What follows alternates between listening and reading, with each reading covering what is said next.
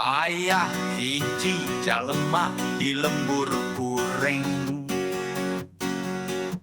ngomong teh aneh matak rawing kana jeli. Disebut nama Aceng, sohor kamana-mana, lain sohor ku hade. Tapi ku polakna, mun ngomong barangasan, layan nu dipikasieun. Sagalana ditabrak, tenolih kanu ngaliwat tunggul dirarut. Catang ge dirumpak, depan duli aturan wani jeung gelut ngapokna. Mang Aceng eta elmu ajuk, nyaangan batur ari tungtungna sorangan.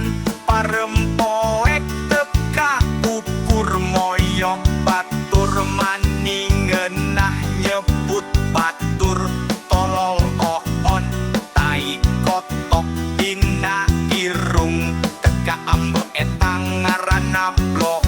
Mun mapagahan batur jiga nupang bener nabi isuk nepi ka sore.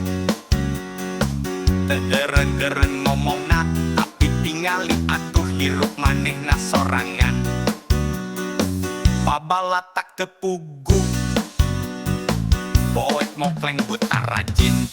Mang Aceng eta elmu ajuk, nyaangan batur ari tungtungna sorangan. Parempoek teka ukur moyok batur maningeunah nyebut tolol oon tai kotok dina irung. Teka ambe eta ngaranna bloon. Manehna jalma goreng, hatena pinuh kagele. Onteng kanu koneng dipenta berem, dipikeun asal ayam meren. Cuet pisan kanu hideung, nu susah beukit disuntrung. Di lembur dianggap kering, jalma aneh nu teka harti. Mana mah hirup teh kudu bener empoeng wanian, padahal sukunan encak teh kotok. Mang Aceng eta elmu ajuk, nyaangan batur ari tungtungna sorangan.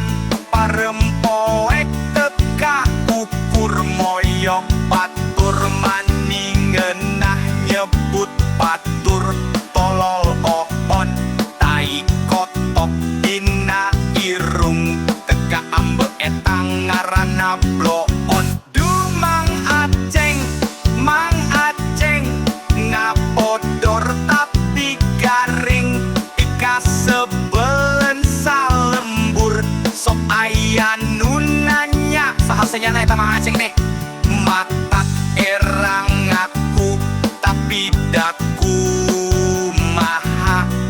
Eta teh mamang kuring, salaki diicih di Majalengka. Aduh, liar aing mah